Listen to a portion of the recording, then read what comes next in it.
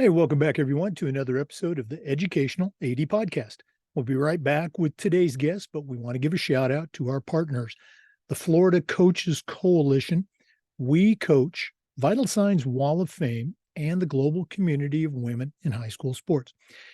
You've heard me say before, these are four great organizations. You should really add them to your network. And now, don't hit that fast forward button. I'm watching you. Stay with us for the next 3 minutes. We're going to give our sponsors a shout out. These are all great companies I used as an AD or as a coach, and I think you should be using them too. Here we go. We want to thank SnapRaise for their support of the podcast. Are you tired of spending hours and hours with fundraisers that require too much time and lead to little or no results? Well, stop right here and head over to snapraise.com/EDAD. SnapRaise is hands down the best online fundraiser out there. We used it at my school with great success. Coaches and parents just loved it. And what's more important, it works. At SnapRaise, you'll find information on other powerful tools like Snap Manage, Snap Store, and FanX, which is your very own custom app to connect and engage with your community. Head over to snapraise.com/EDAD and check out their entire suite of products designed to help you save time. Also, new and existing customers are automatically entered into a $1,500 contest for your next SnapRaise fundraiser. That's snapraise.com. We also want to say thank you to Vital Signs Wall of Fame. Go to their website, vitalsignswalloffame.com. Check out their interactive touchscreen video consoles. It's a great way to display your school record boards, your school's Hall of Fame, or simply tell your school's stories. That's vitalsignswalloffame.com. Mention this podcast, you'll get a nice discount. We also want to say thanks to Gipper. Go to Gipper.com. Gipper's the official social media graphics solution for the podcast. And at Gipper.com, their team is going to show you how to start creating world-class content for your school's social media channel. Your kids are on social media, and if you're not promoting your athletes and celebrating your teams, you're really missing out. Gipper's used and trusted by over 3,000 athletic programs across the country. It's professional graphic design made simple. So simple, even I can do it. That's Gipper.com. Mention the podcast. We also want to thank Hometown Ticketing, the leading digital ticketing provider to schools and colleges. Go to hometownticketing.com. It's digital ticketing that offers more. We want to thank Huddle for their support. Go to huddle.com and change the way you see the game. As a football coach, I used Huddle for years, but when I became an athletic director, I made sure that our school was a Huddle school, and our coaches just loved the tools that Huddle provided that helped them coach our kids up to their highest level. Go to huddle.com, see why we believe in sports and teams believe in Huddle. Join the 8 million users. Turn your school into a Huddle school. We'd like to thank Sideline Interactive indoor score tables and video boards. Go to sidelineinteractive.com and schedule a live web demo to see their tables and their boards in action. And probably one of the best purchases I ever made was our Sideline Interactive indoor score table. Their products not only generate income for your department, they also create the ultimate game day experience for your student athletes. That's sidelineinteractive.com. We also want to say thank you to Home Campus. Go to homecampus.com. They are the exclusive high school and state association management platform for the podcast. It's also your one-stop platform for things like scheduling, athletic eligibility and clearance, and a whole lot more. As an athletic director, I used Home Campus every single day, and it was just great, and you're going to love it too. To get started, all you have to do is go to homecampus.com. That's homecampus.com. And we want to thank Athletic Surveys by LifeTrack. Athletic surveys are a quick, easy, and an affordable way for you to collect comprehensive data that allows you to evaluate and improve your entire program. Athletic directors already hear back from the complainers, the 5% that want to gripe about everything. Athletic surveys will connect you to that 5%, but they'll also connect you to the 95% that support your program. And that's a tremendously valuable tool to have when you're talking to a frustrated parent or your principal or your school board. Go to athleticsurveys.com. They're going to create a custom survey that lets you take the pulse of your parents and your student athletes. That's athleticsurveys.com. Welcome back, everyone, to the Educational AD Podcast. We're going to one of our favorite states today, the great state of Illinois, and we're going to be visiting with Amy Boscolo. She is a certified athletic administrator, longtime AD in the state of Illinois, and she just recently took over her current school, Edwardsville High School. That's, of course, in Edwardsville, Illinois. Amy, welcome to the Educational AD Podcast. Thank you. Thank you for having me. I appreciate it. Well, you were recommended, highly recommended by a mutual friend of ours, Rebecca Carr. And so I'm excited to get going. So let's jump right in. We always like to let our listeners have a chance to get to know our guests. So give us that quick bio, where you were born, where you grew up, maybe take us up through your own high school and college days, and then we'll take a break. But what's the origin story for Amy Boscolo? So I grew up in a South Side suburb of Chicago. So I grew up in Palos Hills. I went to high school at a school called Stagg High School. I played 1 year of basketball, was not a fan. I liked the sport. I was just tall. And so I almost had to go in to try it. But I really love track and field. That's kind of where I found my passion. And I loved hanging out with our athletic trainer. So Mike Petty was a amazing athletic trainer, and he's phenomenal. And he kind of inspired me quite a bit athletically when I was going to school. My siblings are a little bit older, so I grew up kind of getting in a car and watching my brother play college football at Loras College in Dubuque, Iowa. And so I've been around sports kind of my whole life, but I was the kid that loved everything. I participated in band and choir and sports, and I was always going through high school. So when time came to go to college, I said, what do I really want to do?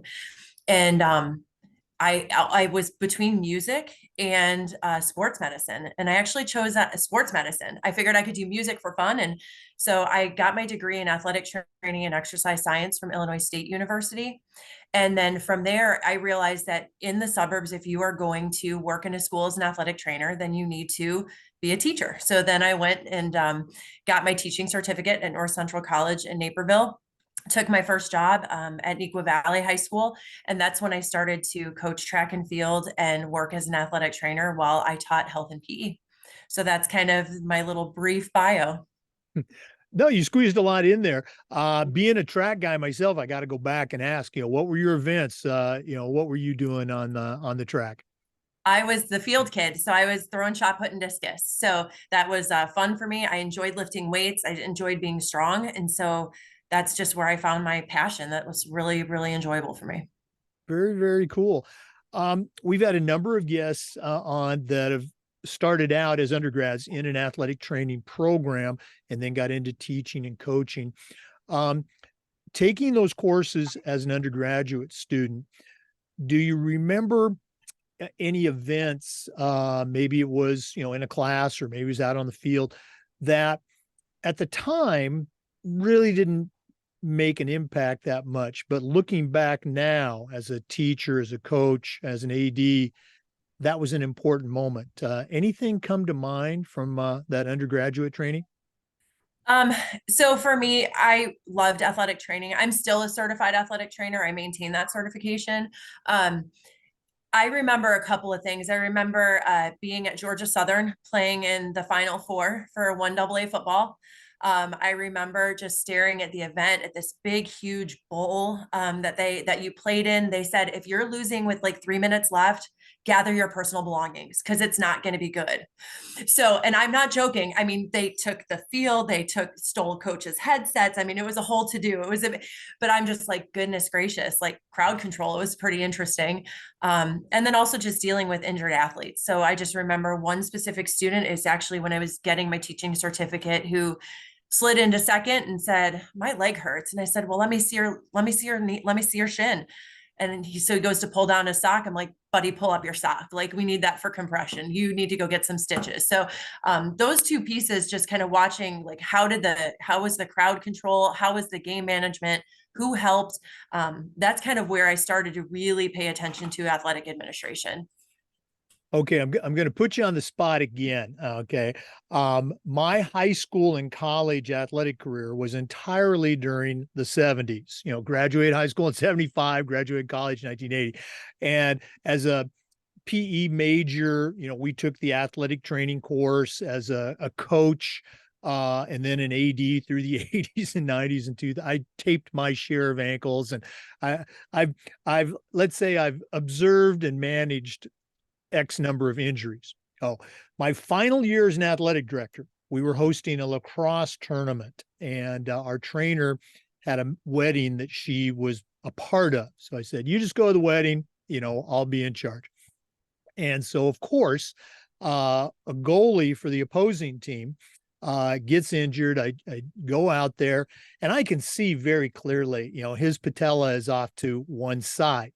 And again, my training, my experience, not that I had ever been told to do this, but I had heard enough stories and talked to enough old school, really old school trainers. Oh, you just, you kind of calm them down, just kind of manipulate that knee, easy bending, and it usually pops back in. And so that's exactly what I did. And that's exactly what happened. And, we got the kid over the sideline, we got ice. The mom was there, said, yeah, you should probably get him checked out, at urgent care, et cetera.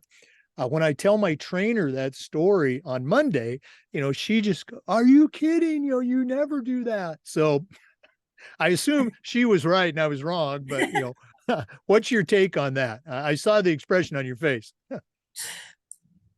You did what you thought was appropriate at the time. So good job. I always tell my athletic trainers here, even now, like when there's an emergency, you tell me what you want me to do. Like I'm not in charge. You're in charge. You tell me what you need me to do. And yes, you can follow an emergency action plan, so on and so forth. But with my medical background, there's a lot of times they're like, we need an extra set of hands. That's going to be you. I'm like, you just tell me what to do. You're in charge.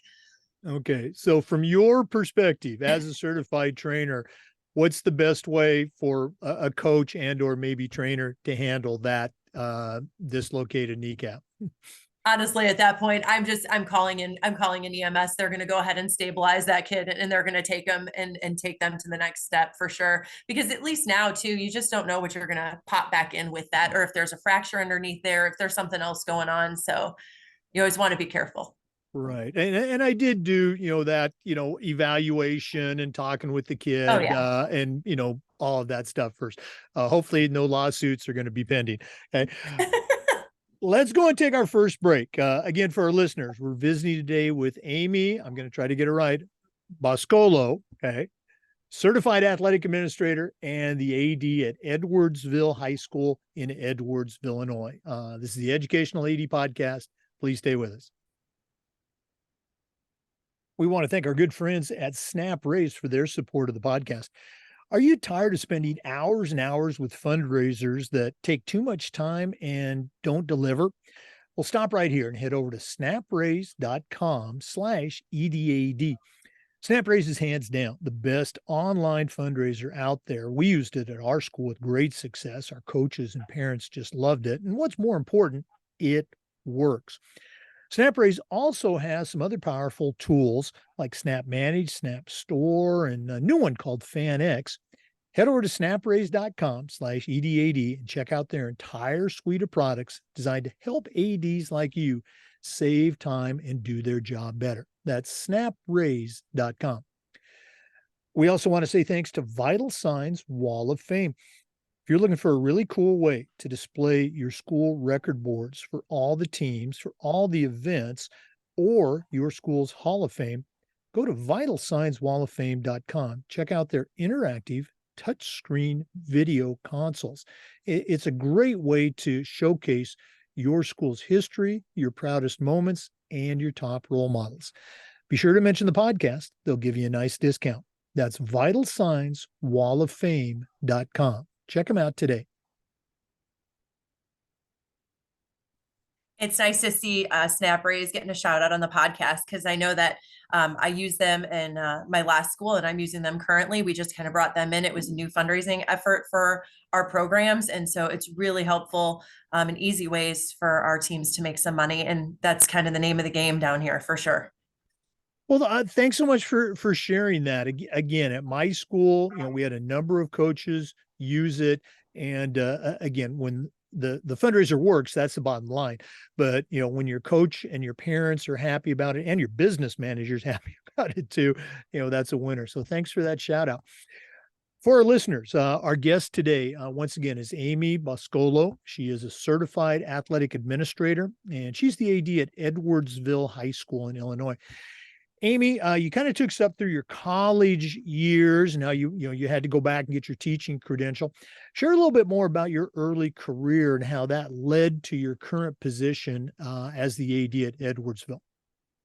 So I started working my first job out of getting my teaching certificate at Neuqua Valley High School in Naperville, Illinois, which is a massive high school up in the suburbs. It was amazing. We had a freshman campus. We just had about 4,000 kids, about 1,000 kids at each grade level. Excellent athletics. I was able to work as a PE teacher at our freshman campus. I taught CPR as well as some fitness classes. And then I also worked as an athletic trainer and as a track and field coach. So in the suburbs, in order to work as a teacher, like they would hire the athletic trainers as teachers. They would be stipend just like a coaching position would be.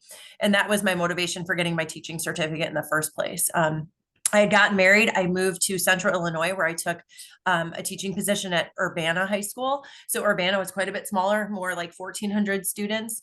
I coached track there. I was not able to be an athletic trainer at Urbana. They hired from a clinic. So I took on the head girls track and field coaching position, and I kept that for the whole 10 years that I stayed there.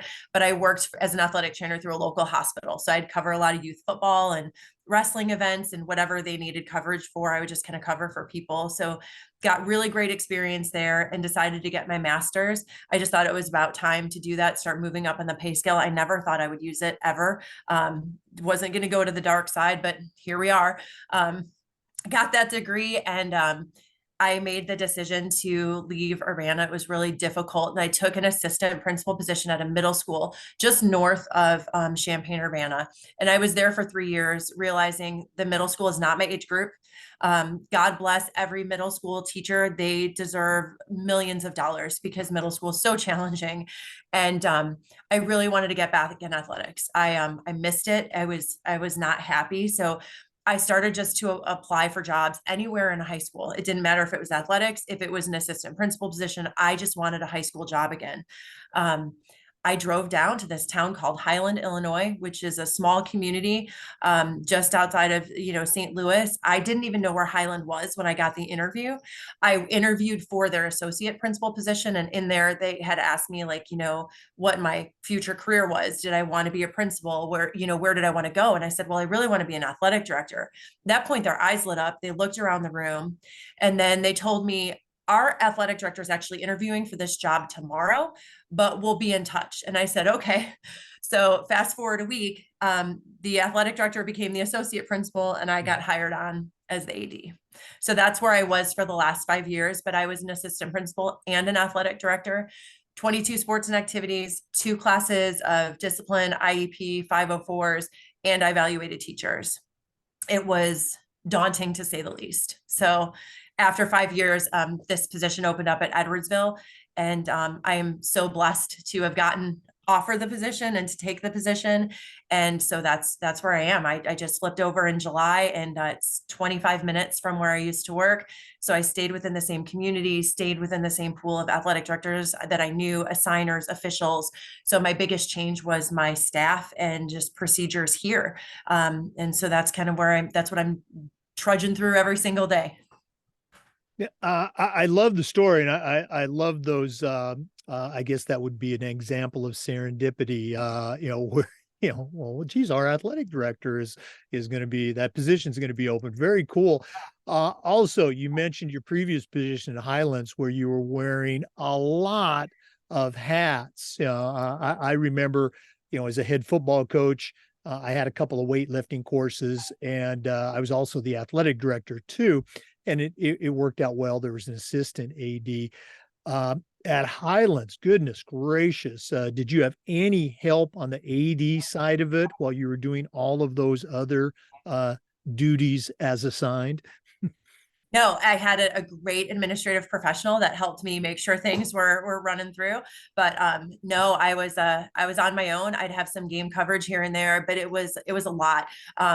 Thank goodness when I decided to change positions, they took the job and split it into two. So it's better for kids, coaches, teachers, everybody. So and the person that's over there is awesome. So he's doing a great job. So I'm really excited. But yeah, it had to happen. It was just way too much for one person. You also mentioned that you're still in, the same network, the same community of ADs and assigners and officials, which is so critical. And I think I don't want to say it's a mistake. I think it's an area that newer ADs uh, don't get, there's no course on it. They don't get mentored on the importance of building that network and reaching out. When you first came to Highlands, what was your awareness of that, or did somebody help you in creating that network? So the beauty again, my coworker, he was just one office over. He was the former AD. So I would just shout over and be like, "Hey, do you have so-and-so's phone number?" And he'd be like, "Yep, sending it over." So I always had that. I know when I left 9 pages of notes. So like with every contact information, every assigner, every official that, anything that had to be taken care of, any bill that was reoccurring, like making sure that all that was there for someone to take over. Um, but it's important to have people that are willing to help you. And just within our conference, the athletic directors in our conference were amazing. Like we always joked that we would fight behind closed doors, but we were best friends when we walked out. And my phone blows up still. Like I had messages this morning from an AD that I used to work with in that conference. We both found other positions, but we're still texting and asking each other questions because we're really truly friends. Like we want our kids to be successful. And yes, we want to win, but it's bigger than just the game. And so it is about building those relationships and doing what's in the best interest of our kids and our communities. Wow, great stuff, great story. Again, not just for new ADs. When I took the position at what became my final school, the Clay School in Tallahassee, very successful program. Before I got there, I managed to keep it, on the rails and not crash the bus. And still very successful now. But the previous AD had taken the position as an interim and really didn't want the job. He's a longtime coach, did a great job, but he wanted the facilities director job at our school. And so when that came open, he got hired for that. And then I came in as the AD. So he's still on campus and he was a tremendous resource. Exactly. Hey, who do we call for officials? Or, who's our field maintenance person? That sort of thing. So don't be afraid to reach out to that former AD, even if they're not on campus, because they're going to know a lot of the things that you need to know. Very cool stuff. Once again, for our listeners, we're visiting today with Amy Boscolo. She's a certified athletic administrator, and she's the director of athletics at Edwardsville High School, and that's in Edwardsville, Illinois. We're going to take another break, but we're coming back with some more, so please stay with us. This is the Educational AD Podcast. We want to say thanks to our good friends at Gipper, which is the official social media graphic solution for the Educational AD Podcast. If you go to Gipper.com, their team is going to show you how you can create world-class graphics for your school's social media channel in seconds. Your kids are on social media, and if you're not, you're missing out on a great opportunity to celebrate your athletes and promote your teams. Gipper's used and trusted by over 3,000 athletic departments across the country, and it's professional graphic design made simple. It's so simple, even I can use it. Go to Gipper.com. Make sure you mention the podcast. They'll give you a nice discount. That's Gipper.com. We also want to say thanks to Hometown Ticketing, the leading digital ticketing provider to schools and colleges. If you go to hometownticketing.com, their team is going to show you how to set up and sell your tickets online, not just for athletic events, but for things like school plays and concerts, school dances, even graduation. And here's the best part. Every step of the way, you're going to have a dedicated client success manager that will provide you hands-on support every step of the way. Go to hometownticketing.com right now to get started. It's digital ticketing that offers more. We also want to say thanks to Huddle. Go to huddle.com and change the way you see the game. As a football coach, I used Huddle for years, but when I became an athletic director, I made sure our school was a Huddle school. And our coaches just loved the tools that Huddle provided that let them coach our kids up at their highest level. Go to huddle.com, see why we believe in sports and teams believe in Huddle. Join the 8 million users and turn your school into a Huddle school.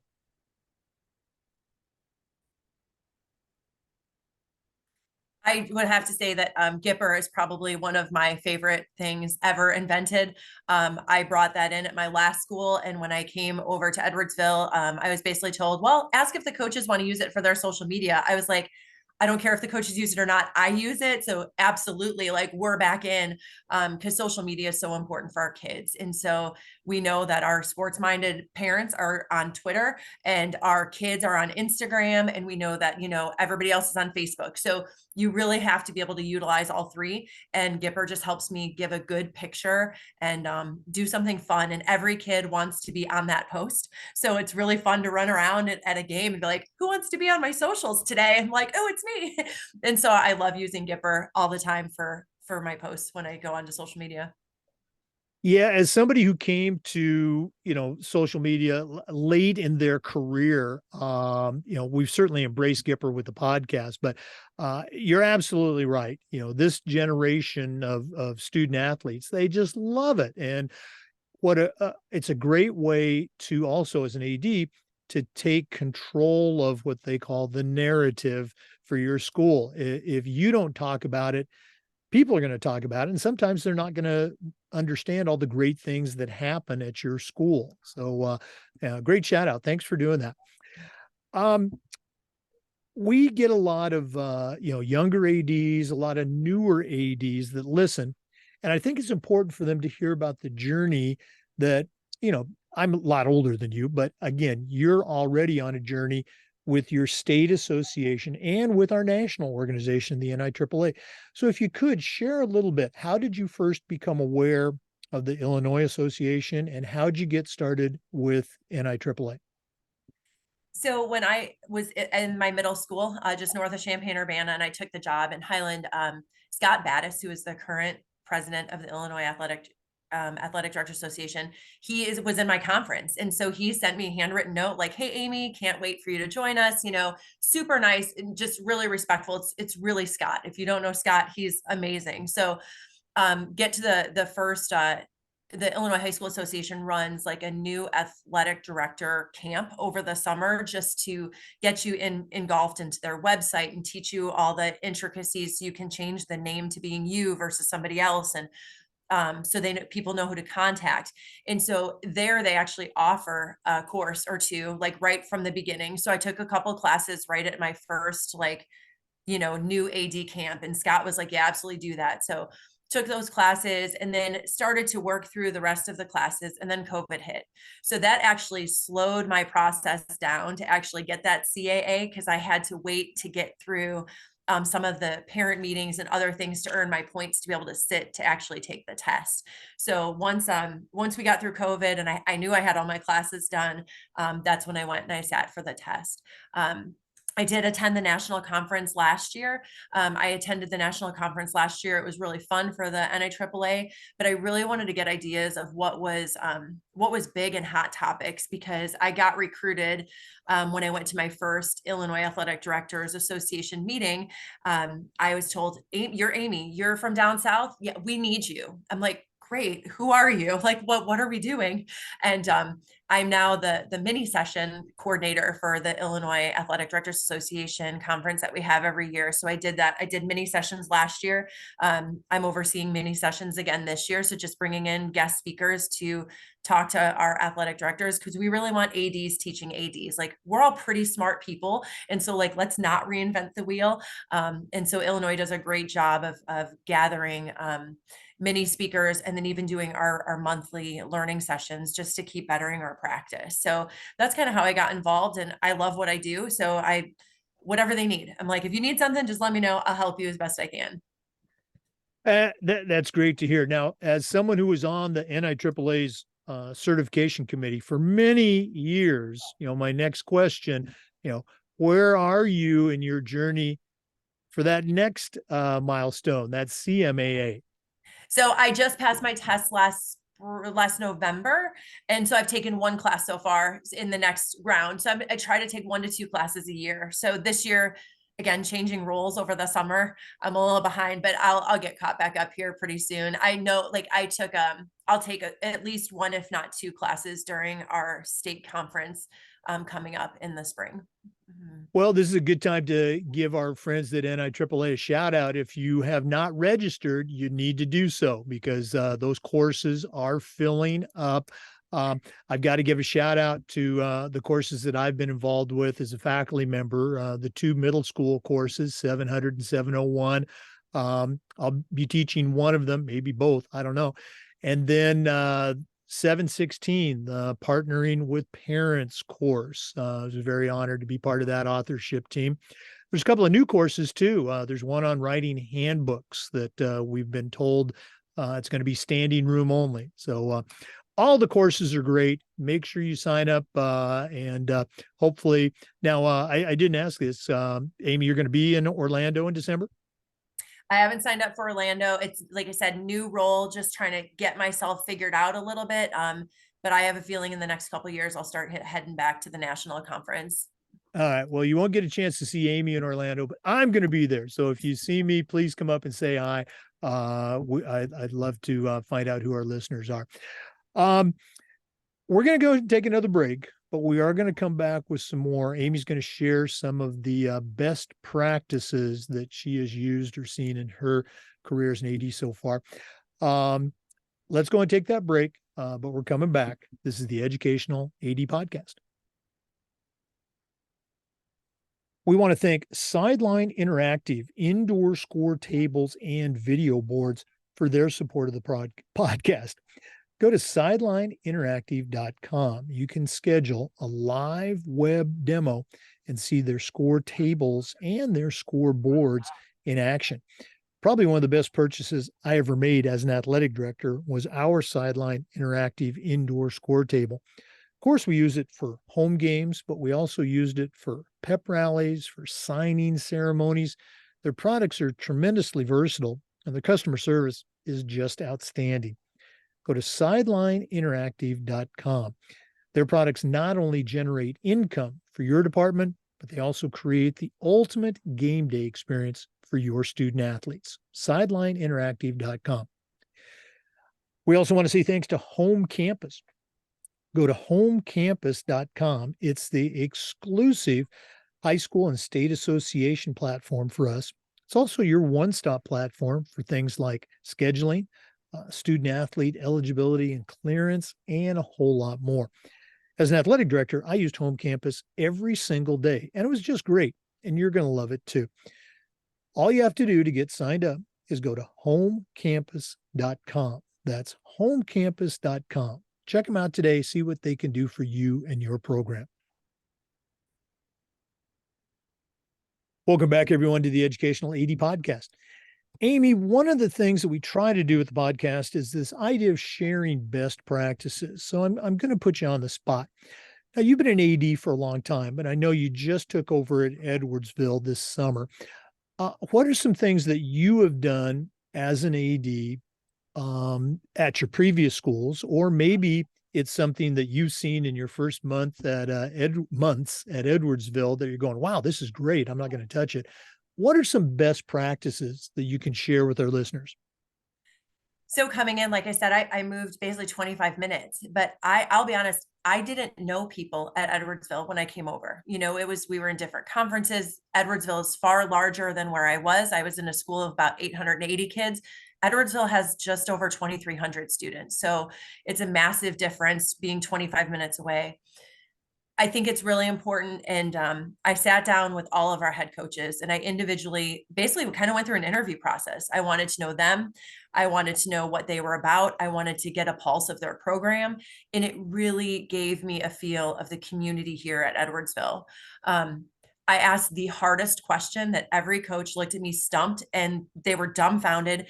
And I said, describe Edwardsville athletics to me in 3 words. You get 3 words. I took all of those words and I compiled them into a mantra. So our mantra is hustle. And so whenever we talk about hustle, we're talking about just the historic aspects of Edwardsville, that we have been just a rich traditional school, and that we want to continue that historic path. We talked about being upstanding. This is probably some of the most ethical people I've ever worked with all across the board, just talking about we will always be we'll just have the best character, the best integrity. That's just who we're going to be. And I loved it. We're very student centered. There wasn't one coach that walked in here that didn't say, but it's about my kids. It's about everybody's kids. Like, we're in this for all of our kids. So even coaches who are very, focused on their sport, they cared about everybody. We talked about being a tribe, that we are a family that goes beyond just coach and player, but it's coach, player, parent, community, and how we all work together. So we use that. It's leadership, whether it be our student developing our student leaders or our own coaches being leaders. There's always this joke that we are south of I-80, and I-80 splits Chicago from everybody else. And so our coaches, how are you getting out there and making a name for Edwardsville High School across the state and across, the Midwest, so that we can continue to gather good coaches when we have an opening? Like, how do we do that? So it's through their leadership as well. And then we're just exceptional. Like, we have great talent, we have great skills, we have great performance, and we just have great behavior even when things don't go our way. So just coming up with like just a mantra. I told when I presented it to coaches, I presented them also with a logo. They're like, that's amazing. I go, you don't use this logo unless you believe it. And every decision I make is going to go back to this, and every evaluation I have of you is going to go back to this. Like, these are our founding pillars of who we are. And so that for me was just really important to get established with our coaches in that respect. Yeah, I love that exercise. Describe us in 3 words.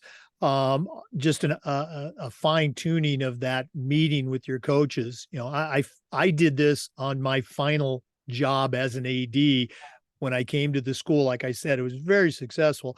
And I just sent out an email to all of our coaches, head coaches, assistant coaches, and just said, hey, come in this summer. Just want to sit down, get a chance to know you. And I asked them, the question that I asked was, what can I do for you to make your job more fun? We had some that were teaching and coaching, some that were off campus. And long story short, I was just an athletic director. I wasn't teaching or coaching. So I had the ability to help with the scheduling, work with boosters, all those things. How can I make your job more fun? And obviously, I didn't think of that on my own. I heard it from somebody else, but it just paid off in such a huge way. Many coaches, we had several Hall of Fame coaches, they said, nobody's ever asked us that before. Again, great advice from you on how to come into a program and begin to build it and become part of that. Very cool stuff. Amy, we're coming back with some more, and we'll do this at the end of the podcast. But if one of our listeners wanted to reach out and pick your brain a little bit, find out some of the things you do at Edwardsville, or just, add you to their network, what's the best way that they can get a hold of you? So my email address is aboscolo@ecusd7.org. Or if you follow me on Instagram or on Twitter, it's Edwardsville Athletics 618. And you'll be able to find me, or it's Edwardsville Sports page on Facebook. But either way, just reach out and I will get back to you for sure. Okay, I'm writing those down. Amy Boscolo, this has been really cool, but we're not done yet. Okay? We always wrap up with the athletic director's toolbox. Now, even though you just took over to Edwardsville a couple months ago, you're not a newcomer to the world of athletics, but we're going to take our final break here from Athletic Surveys. And when we come back, we're going to find out what Amy is going to put into her new athletic director toolbox. This is the Educational AD Podcast. Please stay with us. We want to thank Athletic Surveys for sponsoring the AD Toolbox segment of the podcast. Athletic Surveys are a quick, easy, and an affordable way for you to collect comprehensive data that allows you to evaluate and improve your entire athletic program. Athletic directors already hear back from the complainers, that 3 to 4% that want to gripe about everything. Athletic surveys not only connects you to that small group, but they also connect you to the vast majority of parents that love and support your program. And that's a tremendously valuable tool to have when you're talking with a frustrated parent or your principal or your school board. Go to athleticsurveys.com. They can create a custom survey that will let you take the pulse of your parents and your student athletes. That's athleticsurveys.com. Make sure you visit their website today.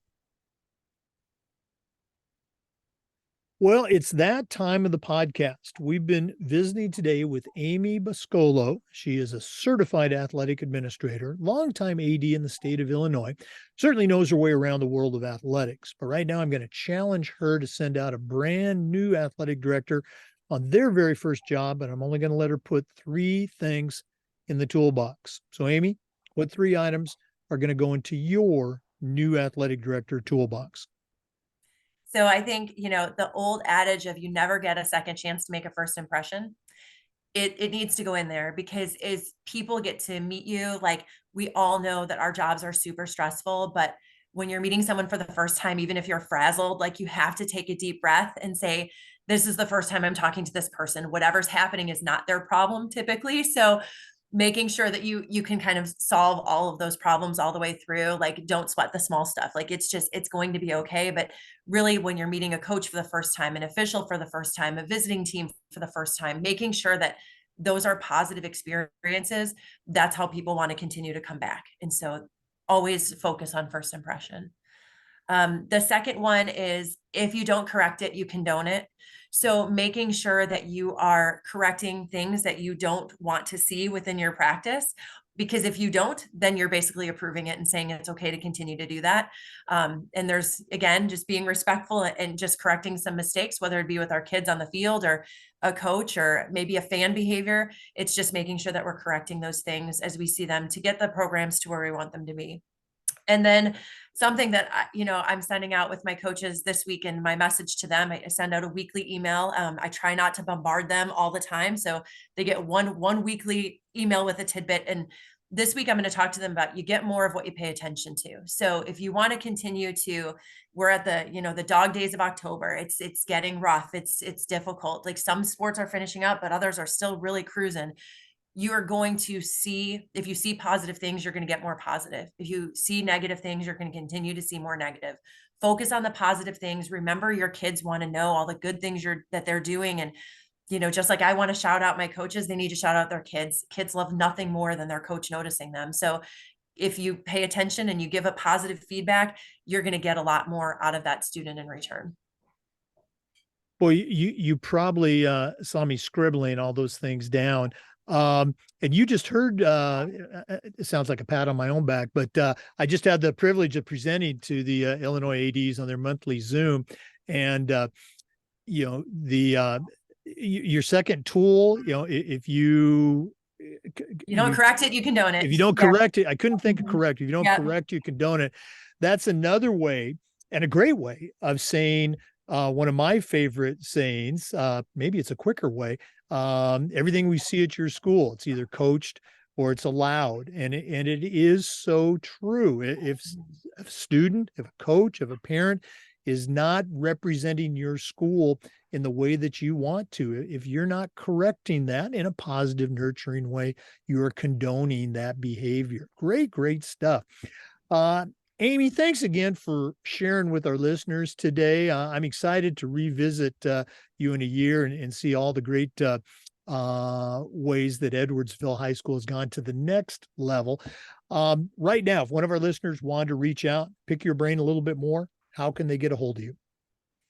Search just through our district email. So it's A Boscolo, Boscolo at ecusd7.org, or reach out on our socials, because I monitor all of those, but it's Edwardsville Athletics 618 on Twitter and on Instagram. And then it's Edwardsville Sports page on Facebook. All right, very cool. And Amy's information is also on the NIAAA membership portal for your NIAAA members. Amy, thanks again for sharing with us. All the best with the continuing fall sports season. And I know we probably won't see you this year, but we'll look for you next year at the national conference. Perfect. Thank you so much. Oh, you bet.